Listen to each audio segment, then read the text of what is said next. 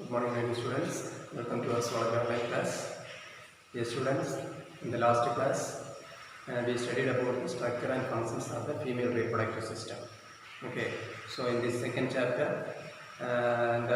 we have studied about the structure of male reproductive system, structure and functions of the male reproductive system, and the structure and functions of the female reproductive system. Both are important 5-mark questions and many 1-mark questions also there. Okay, so in the last class we studied about the structure of female reproductive system. Okay, so the female reproductive system is made up of many components or many parts or many organs. Okay, for example, the uterus, fallopian tube, and then cervix, vagina, then some accessory glands, then mammary glands, like that. Many organs are involved in the female reproductive system. Okay, so dear students, today we are going to study about another topic, the next important topics. So in these topics also 2 important 5-mark questions are there. Okay, so today we are going to study about one very important topic. The topic name is gametogenesis. Okay, gametogenesis. Gametogenesis meaning the process of formation of gametes. Okay, male gamete is called sperm, you all know that, and the female gamete name is called egg or ova. Okay, so the first process of production of male and female gamete inside the reproductive system is called gametogenesis. Understand you? So the gametogenesis, there are 2 types of gametogenesis is there. One is spermatogenesis and the second one is called oogenesis.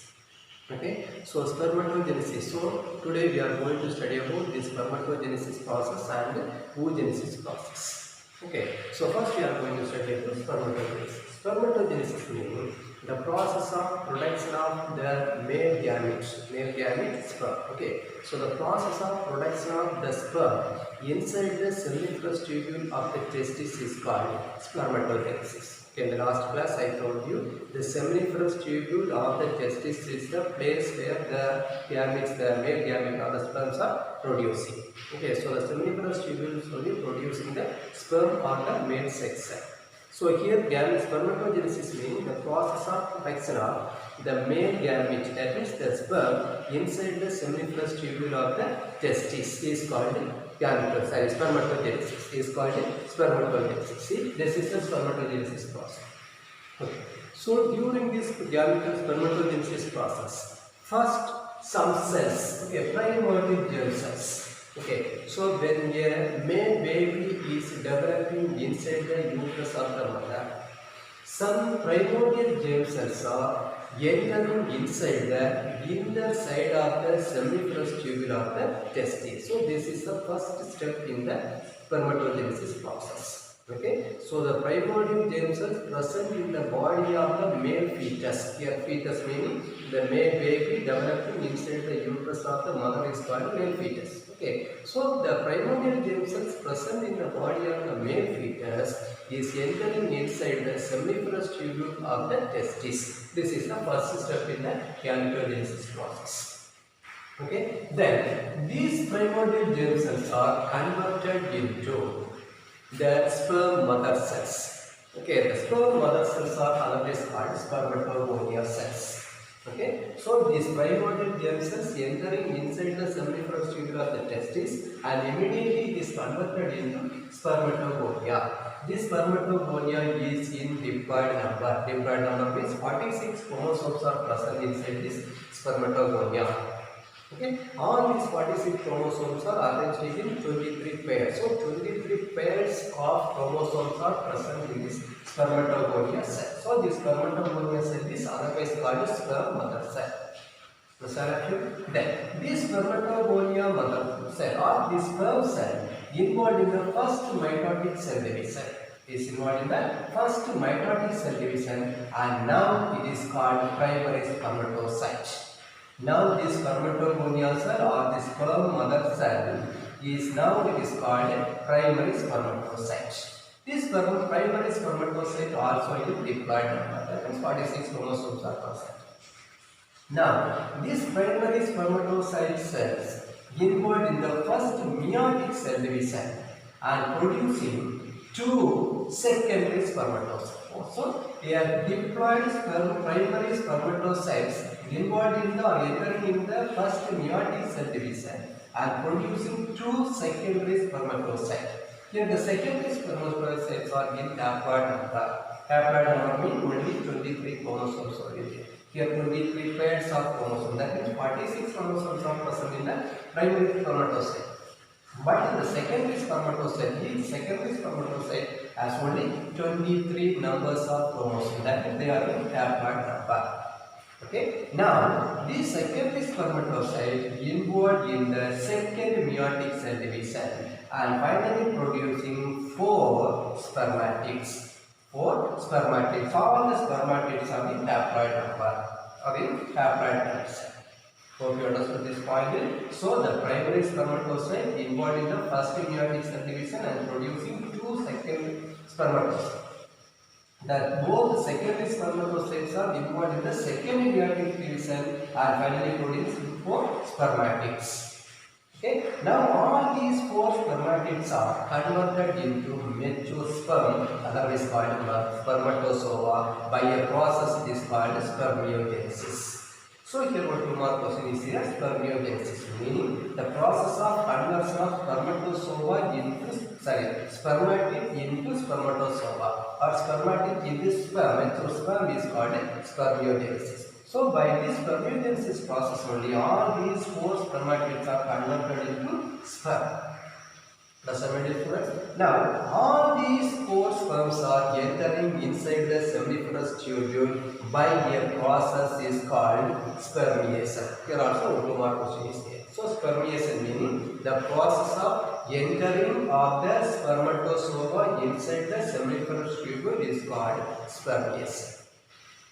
So this is the spermatogenesis process, and all these spermatogenesis process, okay, all these steps takes 64 days. So to complete one spermatogenesis process, 64 days are needed, and every day more than 200 millions of mature sperms are produced inside the seminiferous tubule of the testis.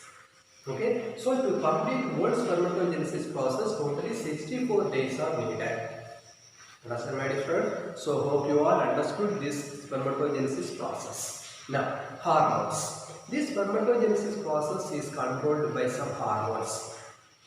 Maximum there are 3 hormones are involved in this spermatogenesis process. The first hormone name is called gonadotrophic releasing hormone.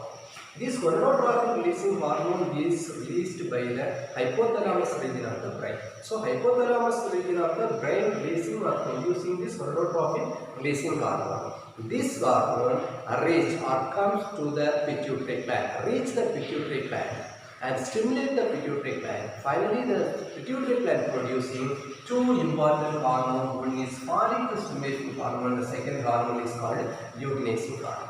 So listen very carefully. 3 hormones are now involved in the spermatogenesis process. The first hormone is called gonadotrophic releasing hormone. This hormone is released by the hypothalamus region. This hormone reaches the pituitary gland and immediately this pituitary gland producing follicle stimulating hormone and luteinizing hormone. Here, this follicle stimulating hormone acts on the sertolic cells. Okay, and this follicle stimulating hormone controls the growth of the testes, and this follicle stimulating hormone also helps to produce one protein. Name of the protein is called androgen binding protein. Understand? So there are 2 functions for performing this follicle stimulating hormone inside the testes. The first function is this follicle stimulating hormone controls the growth of the testes, and this follicle stimulating hormone will be producing this androgen binding protein. Understand? This is the role of the follicle stimulating hormone. Then the next one is the luteinizing hormone. This luteinizing hormone acts on the Leydig cells. Okay. Yesterday, the last class I told you there are 2 cells are present inside the testis. So it is the sertolic cell and the second one is the Leydig cells. Okay. So here this luteinizing hormone acts on these Leydig cells, and this hormone controls the production of the male sex hormone testosterone. Okay. Male sex hormone testosterone. And both hormones are together controlling the spermatogenesis process. Understand, my dear students? So once I repeat, there are 3 hormones are involved in the or controlling the spermatogenesis process.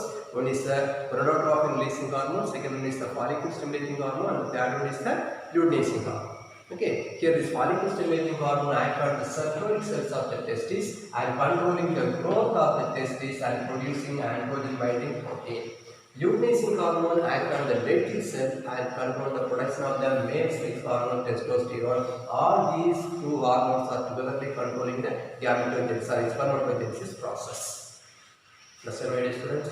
So hope you all understood all these steps involved in the spermatogenesis. Okay, it's a very important 5-mark question. One diagram is there. Diagram also very important. Hope you all understood that. Next, the next gametogenesis is oogenesis. Okay, so the process of production of sperm inside the seminiferous tubule of the testis is called spermatogenesis. Like this, the process of production of ovum or egg inside the ovary is called oogenesis. It is called oogenesis. So, oogenesis meaning the process of production of mature ovum or egg inside the ovary is called oogenesis. So now we are going to study about the steps involved in the oogenesis process. Listen very carefully. This is just complex and male reproduction spermatogenesis process. So listen very carefully. See, the first step, the germinal epithelial cells present in the ovary of the baby. Okay, ovary of the not baby here, fetus. Okay, female fetus. Fetus meaning already told the baby developing inside the uterus of the mother is called fetus. Okay, so when a female baby is developing inside the uterus of the mother, the germinal epithelium present inside the ovary is involved in the mitosis cell division. Cell division. Now, these germinal epithelial cells are converted into egg mother cell. The egg mother cells are called oogonia. So, this is the first step in the oogenesis. Okay, so once I repeat, so when a female baby or female fetus is developing inside the uterus of the mother, the germinal epithelial cells present inside the ovary of the fetus is involved in the mitosis cell division and is converted into oogonia. Okay, then this oogonia is involved in the prophase 1 stage of the mitosis cell division. Okay, prophase 1 of the mitosis cell division. Now it is called primary oocyte. So just to imagine, this is the primary oocyte. Now this cell division is temporarily arrested here. The cell division is stopped here. So after the formation of development of this primary oocyte, the cell division is temporarily stopped here. Listen this point very carefully. Understand? And you should remember one more important point. See, all these oogonial cells, or millions of oogonial cells, are developing inside the ovary of the fetus. Okay, when the fetus is developing inside the uterus. That means after the birth of the female baby, no more oogonia is formed.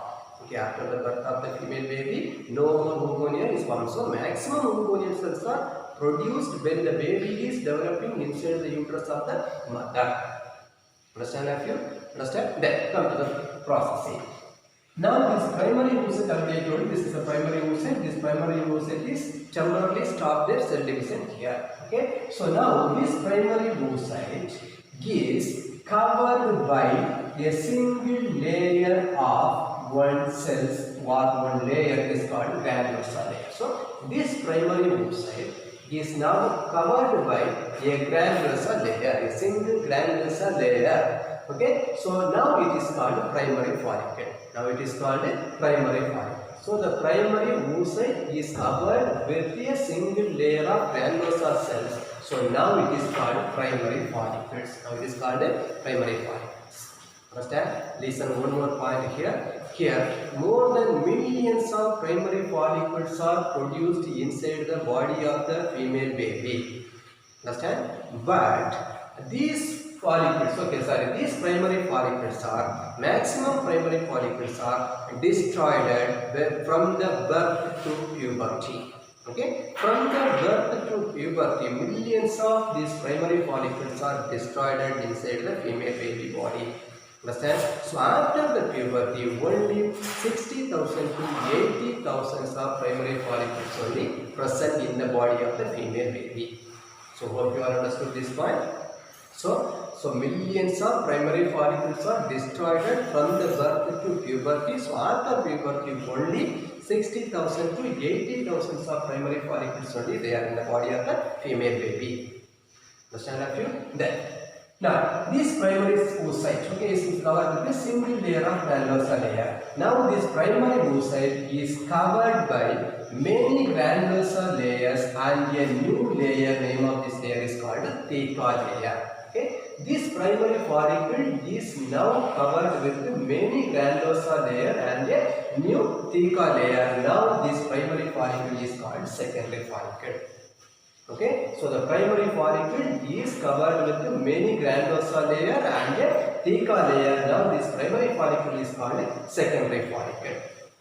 Hope you understood this point. Then, say inside the secondary follicle, a small fluid-filled space is formed. A small fluid-filled space is formed. Now this space is called antrum. Okay, now this space is called antrum. Now the secondary follicle is called tertiary follicle.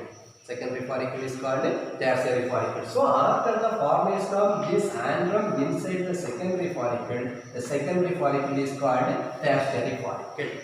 Okay, tertiary follicle. Understand a few? Then now this secondary follicle is covered with two theca layers. Here I told you one theca layer is covered with the secondary follicle. Now there are two types of theca layers are formed in this secondary follicle. One is theca externa and the second one is theca interna. Now it is called tertiary follicle.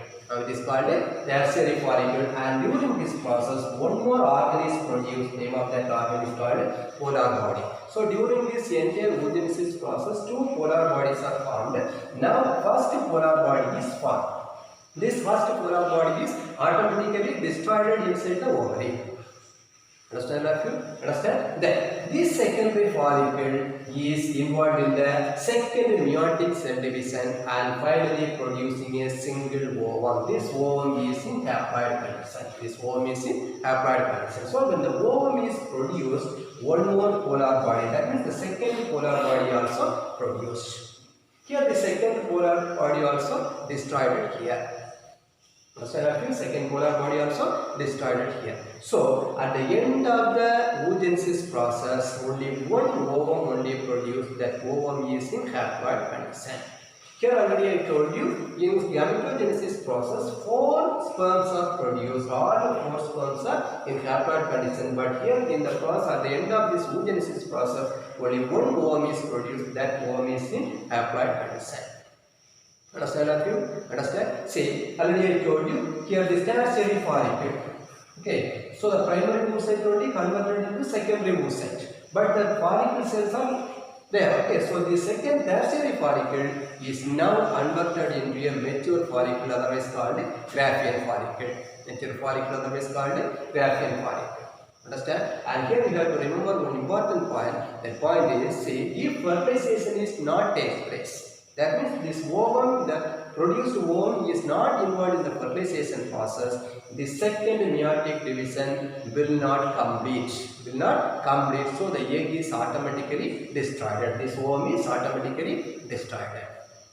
Understand that you? Understand? So these are the steps involved in the oogenesis process. Okay, so the first step is germinal epithelium. It is entering inside, entering inside the first mitosis cell division and is converted into oogonia. This oogonia is involved the prophase 1 and is converted into primary oocyte. Then the primary oocyte is covered by a single layer of granulosa layer. Now this oocyte is called primary follicle. Then this primary follicle is covered with many granulosa layer and a single theca layer. Now it is called secondary follicle. This secondary follicle, inside the secondary follicle, a fluid-filled space is produced. It is called antrum. Now the secondary follicle is called tertiary follicle.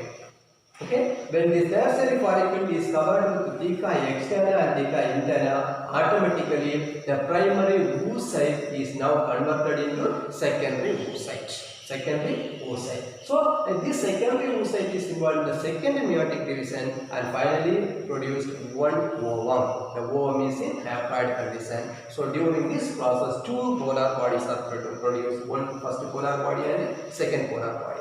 Both polar bodies are automatically destroyed. Understand, my dear students? So hope you all understood this second process, oogenesis process. So this is also very important for 5-mark question, and one diagram is also there. So study very carefully. So today we have completed two important 5-mark questions, gametogenesis and oogenesis. Okay. So all study well. We will meet in the next class. Thank you.